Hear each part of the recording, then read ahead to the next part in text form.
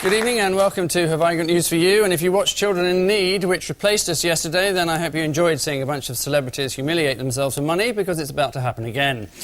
In the news this week, police react instantly to reports that Jack Straw's house has been burgled.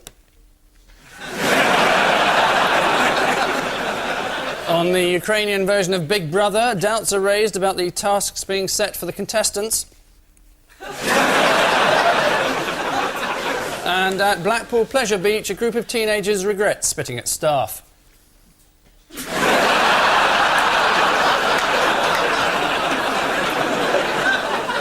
On Ian Hislop's team is a London comedian who lives south of the river, which, after the recent weather, means somewhere in France, Linda Smith.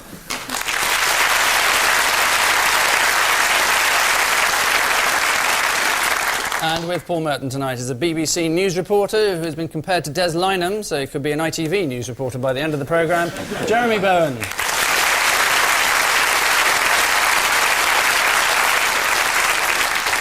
Round one concerns the major news stories of the week and the way in which they've escaped the attention of our panel, Paul and Jeremy.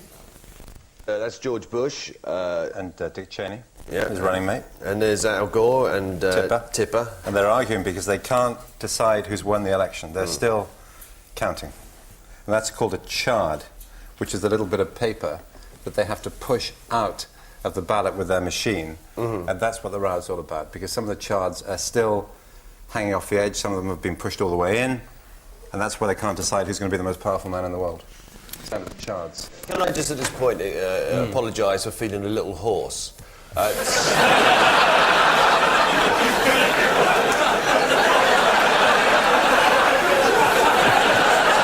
It's just that we're old friends.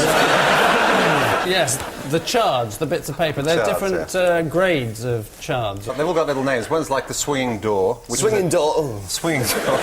There's one that swings open. That's sort of advent calendar one. Yeah, that's very nice, because there's often a little robin behind that one. Yes. And then there's a dimple and a pregnant. Which That's is a Clinton, is it? Pregnant when it's... Yes, when the hole puncher hasn't actually gone through the ballot paper. So were you out there for the big night? I was there for the big night, yeah, I was there. Sorry, No, you I weren't. thought you were talking to me. I wasn't there at all. No. Were you there? Yeah, I was there. Oh, well, you should speak to him then. OK. Did you say it's too close to call a lot? Quite a bit, yeah. That's a good bet, isn't it? They want to get Anne Robinson out there. She'd sort it out. George W. Bush, you are as thick as shit. Goodbye. Yes, it is the news that after a week the US election still has no winner, which presumably means next week's a rollover. With the election undecided, Mr. Bush remains the governor of the state of Texas, which this week announced plans to execute a man with a mental age of 6. If there's one thing George Bush hates, it's a smart-ass. Ian and Linda, chocks away.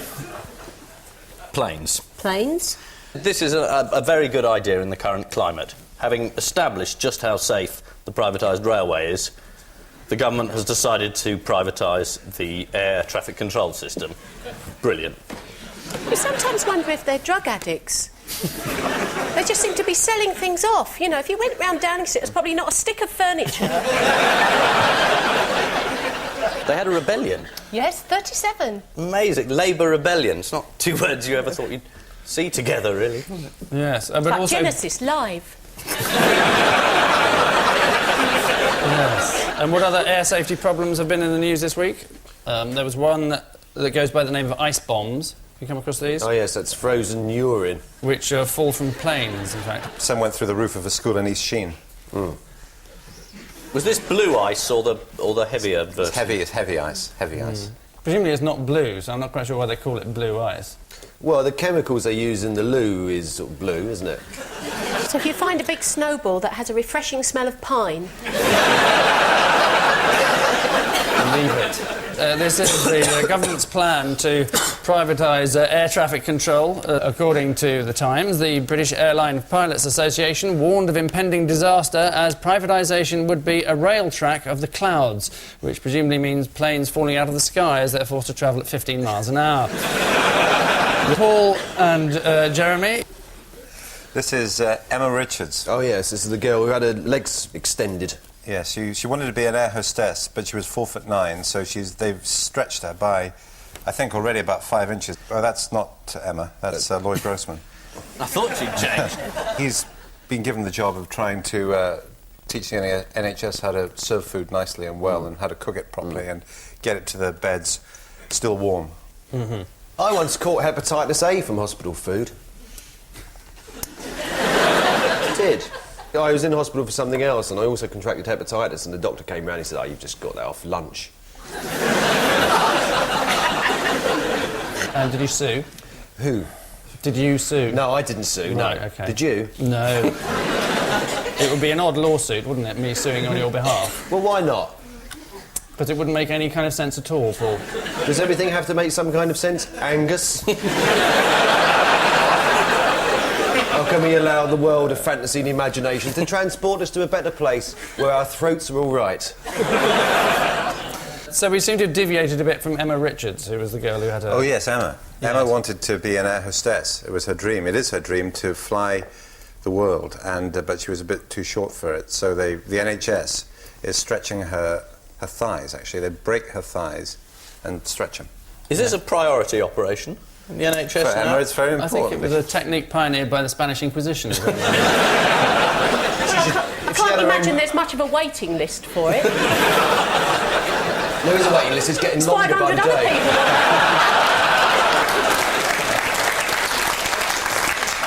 Yes, it cost the NHS £12,000 to stretch She her should legs. get her own jetpack. She wants to go around the world, she doesn't have to stretch her legs. She can have her own jetpack, she can go where she likes.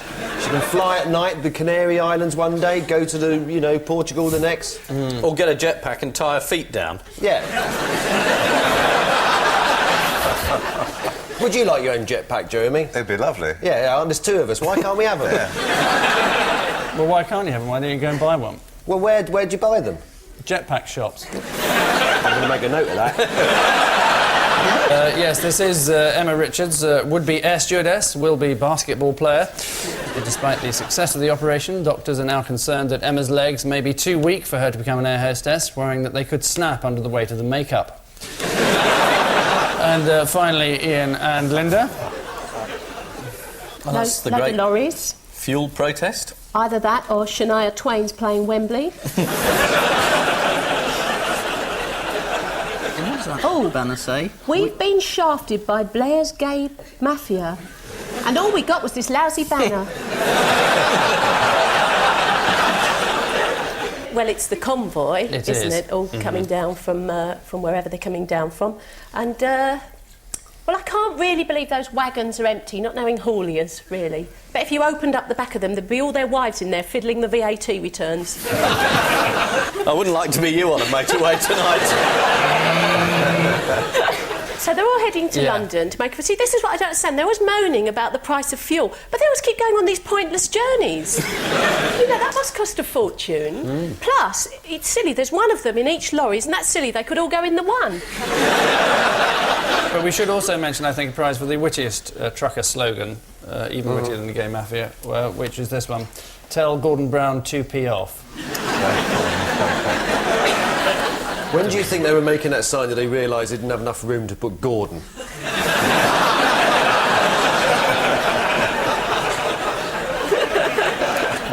What is a gay mafia, anyway? How do they carry on, the gay mafia?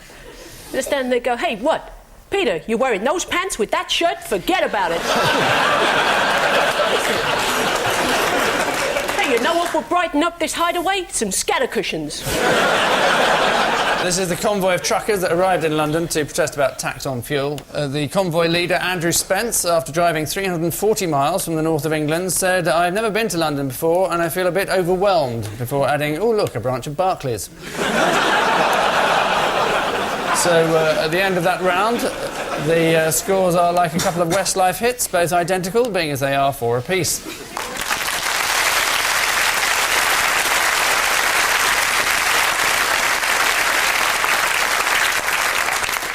Round 2 this week, by popular demand, features quickfire questions exclusively on the Millennium Dome, one of the rare occasions Millennium Dome and popular demand have been heard in the same sentence. So, fingers on buzzers. According to a document leaked this week, what did Robin Cook say about the Dome during the Cabinet meeting in 1997? Wouldn't mind giving it one.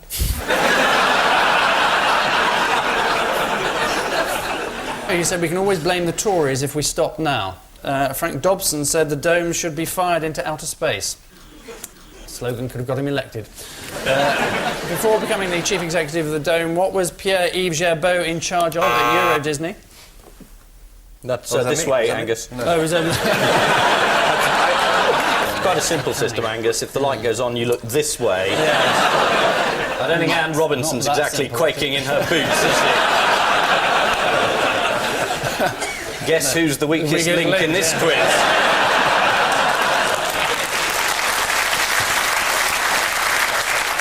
What was Pierre-Yves Gerbeau in charge of at Euro Disney? Car parks.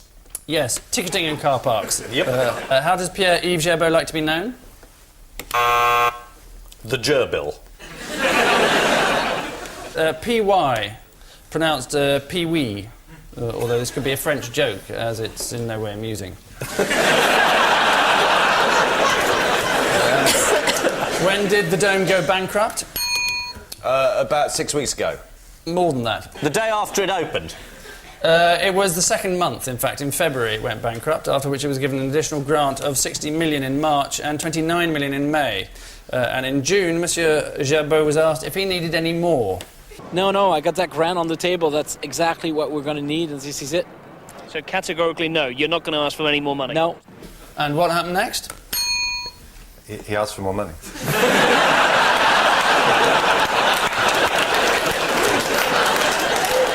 So I was getting a bit cold.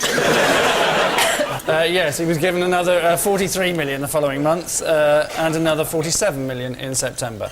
As chairman of the Millennium Commission, who did Culture Secretary Chris Smith write to this week asking for more money for the Dome? Ian? Linda. Sorry, Linda. It's a nice try. It's the right side. They are very similar. Well, Ian and Linda. Oh, it's pretty offensive to Linda, isn't it? Doesn't do you any favours either. What was the question? as chairman of the Millennium Commission, who did Culture Secretary Chris Smith write to this week asking for more money for the Dome? Faulkner. Blair. Elton John. Peter Mandelson. In fact, the answer is the Culture Secretary Chris Smith. He wrote to himself. And what did he say? He hasn't received a reply yet, as he's very busy. What was Monsieur Gerbeau's excuse for this photo call? Yes? These are the people who are going to be at the end-of-year Dome sort of party thing. Is the wrong answer. Oh, is it? He was welcoming Bewitched to the Dome earlier on this year. That's Bewitched, is it? Yes. Are you familiar with their work? I'm more of an S Club 7 guy. And how did Pierre explain this one away? This is the end of Dome party. This is the end-of-year party, isn't it? The Ministry of Sound. Yes, this is the announcing plans for the Ministry of Sound party. And He what looks was his- jolly happy, doesn't he? He just likes girls. That's why he keeps getting into these messes. That's why he's holding the hand of the man. And what was his alibi for this one? Is he going back to France? You wouldn't want a wind coming up from the Isle of Dogs when you were doing that, would you? It was a troupe of can-can dancers booked for Bastille Day. In 1997, what exciting new activity intended for the Dome did Peter Mandelson describe... Yes, Ian? That's very good. Now, this is a game that Peter Mandelson said one of the big attractions is going to be surfball. Mm-hmm. It's a fantastic new game, but unfortunately it doesn't exist. That's correct. He made it up. What was later explained away by Mandelson in the House of Commons as... Do you know how he described it? A lie? It's a sort of euphemism for that. Illustrative was how he described it. Illustrative. That's one for the Porky Pie zone, I think. What international event is going to be staged at the Dome later this month? Miss World. Miss World on the 30th of November. And who's hosting it? Eric Morley. Only in spirit. Yes, I think probably not, given the circumstances. More American, really. Eric Morley.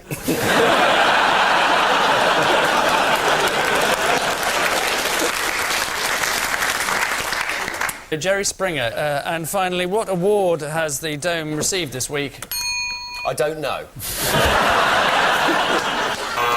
It's been voted the most depressing thing in the world. Is it more depressing than clinical depression?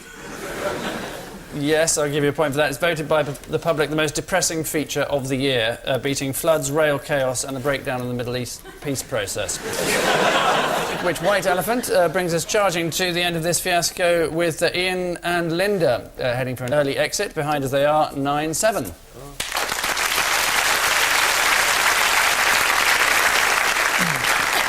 For round 3, we replace quickfire with slow burn as we offer our traditional odd one out challenge. Paul, your decidedly odd ones are the Pope, Jerry Halliwell, Henry VIII and a Big Mac. Oh dear. I don't know what this is at all. Good. Well, Ian, any idea? Well, 3 of them have got white things on their head. Sesame seeds, cat and feather. The finest half-back line West Ham ever had. This week, some Catholic newspaper said that Big Macs aren't Catholics. They're Protestant food. So I think if burgers are Protestant, then Henry VIII was a Protestant. Is Jerry Halliwell a Catholic? It's all people who've been attacked by the Pope. Henry VIII attacked by the Pope. Jerry Halliwell attacked by the Pope for the spice phenomenon. And spicy buns. God knows, Angus. The answer is they've all been denounced by the Catholic Church except for the Pope, who is, of course, head of it. That's what I said. So, pretty much, yeah. Jerry, in fact, performed dirty dancing routine with a dancer dressed as the Pope. Right, he wouldn't have liked that. Rome. Not a good idea, really. And who else was denounced by the Catholic Church this week? There was a TV channel, a Sicilian TV channel called Video Golfo, which features bulletins with a newscaster reading the news whilst 4 strippers dance and kiss him. Sounds like a good job. Yeah. And now for a quick news flash. So how would you feel if it was suggested that you strip? I'd try it, yeah, why not? I mean, have one with Greg Dyke. Maybe we can get it on in the mornings. So someone was saying that you're an internationally renowned newscaster. You're recognised all over the world, is that right? The BBC's on the news around the world these days, actually. It's quite easy to be recognised around the world if you work for the BBC. Didn't some Arab terrorists once stop you because you were in a car saying BBC? It happens a lot. I mean, not just Arab terrorists, Albanian gunmen and Jewish extremists. But didn't they get the wrong one once? They thought you were someone else? No, Not Des Lynam again. I thought they mistook you for Jeremy Clarkson. No, that never happened to me. No. It doesn't happen on Parky, does it? He prompts them with an anecdote and they go, nope, never happened. Well, you don't know it doesn't happen on Parky because you don't actually see it on Parky. Cut out. And I wonder if we'll see it on this show. This week the Pope criticised McDonald's for their burgers. He claimed their fast food encouraged self-gratification and went on to remind Catholics that they faced being condemned to the eternal flames. So good news for Burger King then. Jerry Halliwell is about to branch out into a variety of projects and earlier this year was linked with The Sound of Music. It's the first time that's happened. Jeremy, William Shakespeare, Fyodor Vasilyev, George W. Bush and Benito the Anteater. Maybe it's about some kind of substance abuse, because George W. Bush was done for drinking and driving, and the untold story about Bush is supposed to be that he had a big drug habit in his youth, allegedly. Maybe. You heard it here first. And Shakespeare, he had cannabis in his pipe. Yeah. Who's this guy at the top right, though? He is an 18th century farmer from Russia. It's Benito had twins lately, didn't he? Or something? Or there was something about breeding anteaters in zoos. Has George Bush got twins? Has he? Shakespeare had twins? George Bush is the odd one out. Why? Because he hasn't got whatever it is that the others have got. And did he have, this farmer, have the most number of twins ever or something? Yes, the answer is that they've all fathered a set of twins, except for Fyodor Vasilyev, who fathered 16 pairs of twins, as well as 7 sets of triplets and 4 sets of quads, making a total of 69 in all. They were going to stop at 68, but the last one was a bit of an accident. So, yes, George Bush has twin daughters, Barbara and Jenna. She's got a big love bite, the one on the left, hasn't she? Do you know who she was named after? Yes. Barbara Bush, his granny. Yes. And what did she found? Was it a drug rehabilitation thing? No, it was the Barbara Bush Foundation for Family Literacy. Keep those donations coming in. Or keep those donuts coming in as the other. And Benito the Anteater, yes. He had twins recently. His partner had twins. He was the male. Was that another anteater? It was fortunately another anteater. Oh, that's good. Called Sauna, who was British. But he was German. They come over here, they shag our anteater. We can have a look at one of the little ones that was born. Oh. It's wearing glasses. They don't look like each other, the twins, do they? When Benito, the anteater, impregnated his partner Sauna at London Zoo, staff were delighted because anteater pregnancies are extremely uncommon, presumably because having a 4-foot tongue, they rarely get past the foreplay. Linda, your Toff Brigade comprises the Queen, Michael Heseltine, Mohammed Al-Fayed and John McIntosh, OBE, MA, FRSA on FCP. That's not how you spell Macintosh. I think he's an auditor. An auditor? Yeah, I think he might be the auditor for the Dome. Ah, right, that's had an audit recently. They're all for the Dome except him, and he's against it. I can give you a clue, which is it has nothing to do with the Dome. Oh. Right. It's something the Queen did this week that got her onto the front page of The Sun. This is mobile phones. Yes, She doesn't like them. that's right. Courtiers. They're halfway through dinner, all of a sudden, the novelty phone ring, La Cucaracha, Tijuana taxi, something like that, puts her right off. And you're not allowed them in Harrods. He's banned them from Harrods. And this is the teacher that banned them from his classroom. And Michael Heseltine, he loves them. He loves mobile phones. Well, yes, there's another reason why Michael Heseltine has been chosen as the odd one out, which is that his phone actually went off in the House of Commons during a debate in which he was speaking. So, yes, it is that they've all banned mobile phones apart from Michael Heseltine. Mohammed Al-Fayed has no need of a mobile as he can deliver fractured and incomprehensible sentences without using one. And finally, in this round, Ian, your schoolboy heroes are Roy Keane, Pikachu, Norman Bettison and John McIntosh. Did he ban collecting cards of all of those people? Pikachu cards, obviously. Roy Keane cards. A lot of schoolboys collect Norman Bettison cards, collect your top coppers, swap them in the playground, swap you for the Chief Constable of Kent. No, it's not that, is it? It's dangerously close, I have to say, yes. There is, in fact, a new collection of cards. With policemen on them? That's right, yes. You can't make it up, can you? Chief Constable of Merseyside Police, Norman Bettison, features as number 1 in this collection. We can have a look at it, there we are.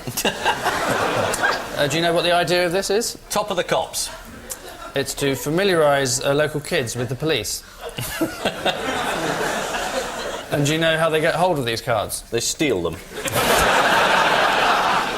No, they have to ask a policeman on the beat for his card. They all carry their own cards, you see. Ah. So, yeah, the answer is they've all featured on collectible cards with the exception of Headmaster John McIntosh, who has banned Pokemon cards from the London Oratory School. According to BBC News, some London schools have invented their own bizarre version of the Pokemon card collecting craze using prostitutes' calling cards. With the slogan, venereal diseases, gotta catch 'em all. Which collective bargaining means at the end of this exchange, Ian and Linda are the current leaders of the pack, ahead as they are 15-9.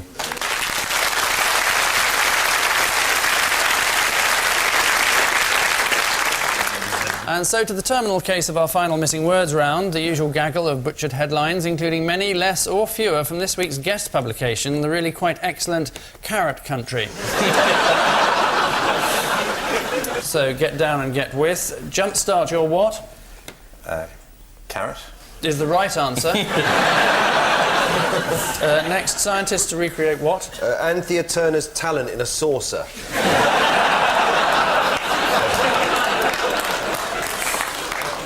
the flu virus that Paul's got. It is. It killed, it killed 40 million people in 1918. That's absolutely right. Flu virus that killed 40 million people is the answer. Next, police say sorry for what? Walking on the Moon, Do, and all their other crap singles. The wrong Potato raid. famine. Wrong raid Wrong is raid. absolutely the right answer, yes. They busted open someone's door on Halloween, and they said sorry afterwards because they didn't mean to do it. Yes, the Metropolitan Police who broke down the wrong door and bundled a poor couple out of bed at gunpoint and into the street wearing handcuffs and pyjamas. So quite what they've been up to, I don't know. Next, who says Oxford is what? Posh. Quieter now Morse is dead. Who's going to investigate all those murders now he's dead? Because he's the only one that knows what's happening. Now, Lewis always knew what was happening anyway. Morse just sat there and drank, and Lewis came up with the answer. No, that's not Lewis. right. It's like he'd been brought back from the grave. Most of the people here. Yeah, I don't think Chief Constable Strange is any good for the job. I mean, he won't take over for Morse because he just specialises in getting angry. What about Lewis? They all do that, don't they? Bosses in detective things like Frost's boss. He's always unnecessarily angry just because Frost's trying to solve a case. Yeah. He used to get it in Quincy all the time with Jack Klugman. He'd come, 10 minutes from the end, he'd have a row with somebody. And nobody ever said to him, you're a pathologist, you shouldn't be investigating these cases. Dick Van Dyke's even worse, isn't he? Because he's a doctor. He's not Is he? even. Yeah, he's not even a pathologist, so it's nothing to do with him at all. He shouldn't be getting involved, Angus. He's a chimney sweep. What on earth's he investigating stuff? What's the matter, Mary Poppins? Diagnosis murder. Don't look down-hearted. It'll all be all right in the end. Yes, posh was the right answer about 10 minutes ago, which vented spleen means at the end of tonight's nail biter, this week's Lily Livers are Paul and Jeremy with 15, and this week's Brave Hearts are Ian and Linda with 17.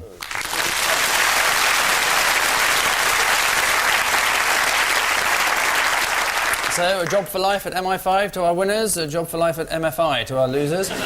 But before the welcome surprise of the bar, the nasty shock of our caption competition.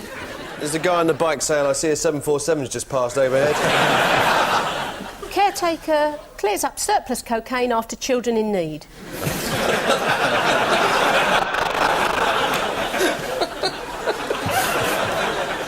Thank you. And I leave you with news that at a cabinet meeting, a 10-year-old loan of 5p is suddenly remembered.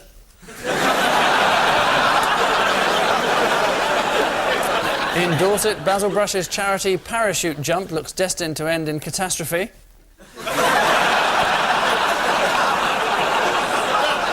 And at the President's insistence, the White House receives regular email updates on the Florida election disaster.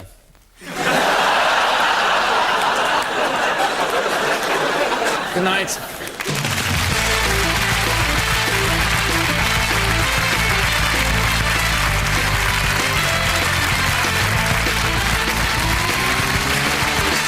Back to its regular time of Friday at 9. Have I got news for you next week on BBC One? And you can see tonight's edition again on BBC Two tomorrow at 11:35. Next, Cupid's at Work here on BBC One. Kiss Me Kate.